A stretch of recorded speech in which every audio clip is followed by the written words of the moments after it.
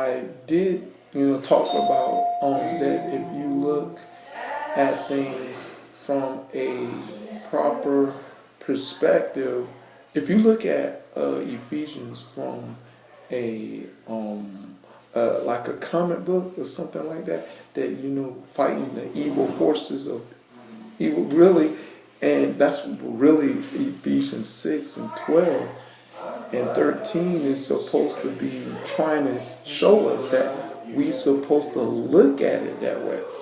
We're supposed to look at it that we're good against evil, and this is how we, as the church, is supposed to defeat evil. This is what we got to do. It says fellowship, the mystery. How fellowship we can become a mystery when Peter, established it in Acts 2:42 as apostles' doctrines and fellowship. How did now it becomes a mystery? I think it's like the thing is, but here's the thing: really what Ephesians are supposed to show us, and how the church is supposed to defeat the forces that are in this world, the evil forces are in the world. It gives us the important strategy to do it, and it's amazing how people. I mean, I read it in how God reveals it to see it, and like, wow, we just can't just do it. It's just giving us a specific instructions to beat it. But that's crazy. But I want to talk about the ideal that you need to understand about. It says we were in Ephesians 2 talking about we were made to set together in heavenly places. Now, what people don't understand and not trying to understand, the idea that I did a message about how, of course, your wrong Mitten Catholic Church has took over the image of Christianity. Took over, Roman likes the idea of, or conquer the image of Christianity. That it pretty much conquered it and really defiled the image of Christianity and made it about torturing people to get them to be a Christian. Right? Yeah, that's right in the Bible. Torture people in the name of Jesus. It's just crazy. But what also happened in that is very important to understand is they now create this crazy idea that the earth that the sun rotated around the earth, which is what Galileo came behind and said that that Galileo came and said that that the earth that the earth revolved around the sun. And the thing is, what people don't understand that that now men are now facilitating the idea of what's going on in the earth. I mean, going on in space. Now, in planets and stars and all this kind of stuff. Now, men are facilitating the ideal of that. Now science is created now, and now men is now also, creating the ideal of what, telling people about the planets and stuff like that. But here's why, and this is important to understand why. Now, of course, they name the planets after gods and goddesses. You know what I'm saying? And when I was in school, shout outs to my teacher in high school named Mr. Holgren. I was in his class and something disturbed me. When I was in his class, I heard him and he listed all the planets and stuff in their gods and goddesses, and then he, the book called them heavenly bodies, and I'm like, whoa. And I went to church and I know about heaven, and I did, was taught about Greek mythology, and I'm like looking like, wait a minute, how in the heck Greek mythology how can Greek mythology, gods and goddesses, can be known in something that's about heaven? That always bothered me in that classroom, that I just did not agree with. But the thing is, now I found out why I didn't agree with that is because the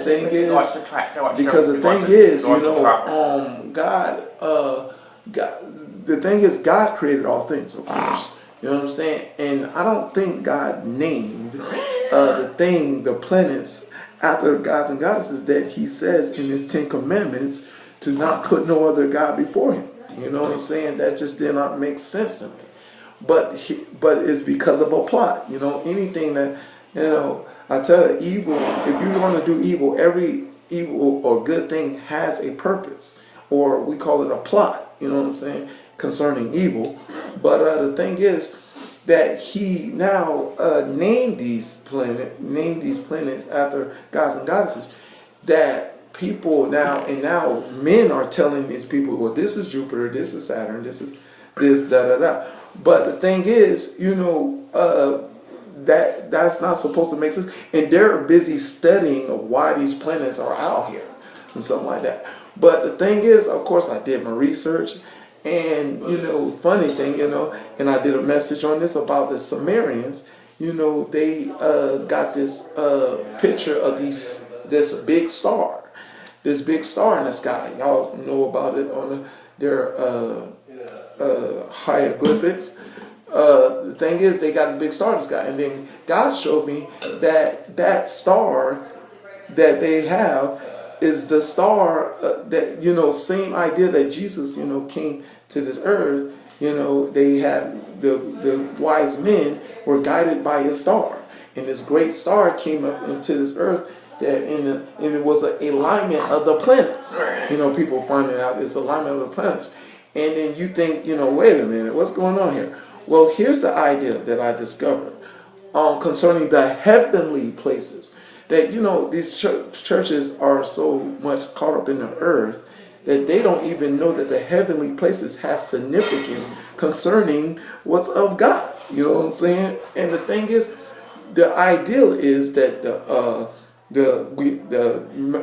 Jupiter, Saturn, Uranus, and Neptune, being gas planets, are 4 gas planets that I will teach, later on another message, that supposed to be in conjunction. All these planets are supposed to be conjunction that will produce a divine light to the earth. That a divine light is supposed to shine in the earth, and that divine light was supposed to be the supreme light that brings energy to the earth, the divine energy that was going on in the days before the flood, that people lived a long time. That Jesus said, I come to bring life and life more abundantly. But you don't know that he was bringing life more abundantly in that time. That star that I told people that in the beginning that God said, let there be light. What God did is that he spoke the word of God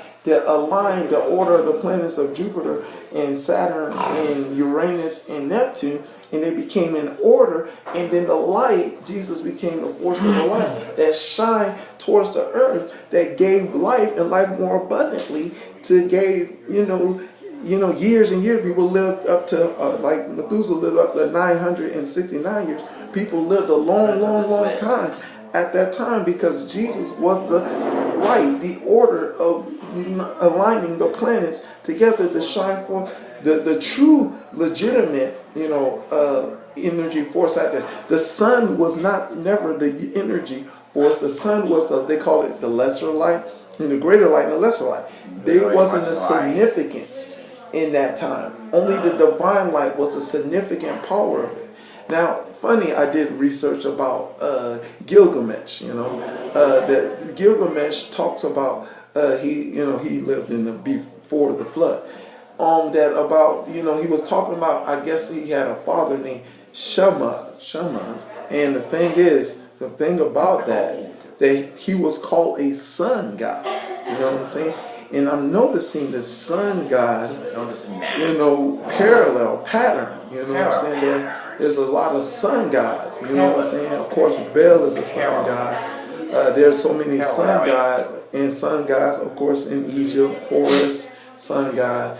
And in Greece, we got Apollo, sun god. and all these in Mithra, Rome, sun god. And I noticed all these sun gods idea, and like, aha, I see the scam. You know what I'm saying? And the scam, and of course the sun worship that's going on in this world ridiculously so much. The thing is, what's going on is y'all being tricked by Satan concerning the sun god, is that they are trying to get, and I, notice about the South Pole that God showed me about the Earth axis, that, there's a lot of interesting fallen angel activity going on, fallen angels activity going on in the South Pole. And I heard about a situation happened concerning U.S. and the German before the, World War II. And the thing is, something going on up in that South Pole that is causing the Earth to, or more likely the Earth to tilt, I believe, towards the sun. You know what I'm saying? If you see the Earth axis, the South Pole is tilted towards the sun and is throwing the Earth off its axis of that it cannot fulfill its purpose of the, how it's supposed to work. And in this axis, that the way the Earth is tilted, that God showed me that is an addition of 12 days is in that axis. 12 hours. There's 12 hours addition. That way we live in a 24-hour period. I believe if the Earth get in its proper axis, we will be living the period that Jesus said in John 11:9 about a 12 hours in a day. I believe 12 hours is supposed to be in a day because the 12 is a number of order, and whatever God establishes things, it will be established in order. And the thing is, the 12 hour is in a day is what's supposed to be the sequence of the rotation of the Earth, not this 24 hour in a day. But I believe this added 24 hour in a day that came from this plot of the sun worship. Yes, and in the sun worship that that it will keep the sun. The sun is not the proper energy force that's supposed to be on this earth. It's neutralizing the time of the growth, the age process of us. You know what I'm saying? And that we supposed to have, established in the beginning concerning the divine light being the greater force that giving us the power and energy to live life and life more abundantly. That's where Jesus come, live life more abundantly. And I believe that, energy force that Jesus came down to try to develop the force in the Sabbath day, Saturday or Sabbath day, I don't call it, that we're supposed to have this worship. And in that, when God showed me of that picture, I did a video that, if we, do it, if we separate the Sabbath day, it will, lift up and get the earth back in the proper access that it's supposed to be flowing through concerning the divine power that Jesus was trying to show us that he spoke in John 11:9 in 11. If you keep reading there, that we're supposed, the earth access is supposed to be, of course, perfect. In this access, it's not supposed to be wobble, it's supposed to be perfect. And the thing is, that's why I guess God had to flood the earth, because what they were doing, worshiping the sun, is knocking the earth off of the axis of where it's supposed to be operating, that the earth is supposed to be functioning perfectly.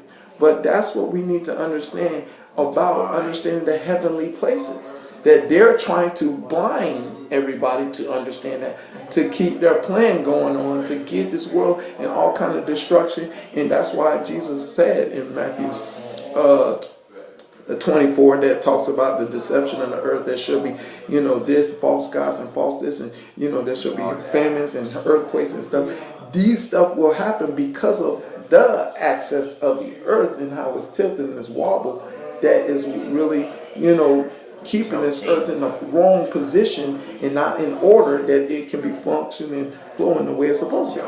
All right, that's the topic of the message. I hope you understand that, that's the idea of the heavenly places. We need to understand this idea that we will know the sinister plot Satan has been doing to truly make sense of what's going on in the world. That's the message to God be the glory. And forever, in Jesus' name.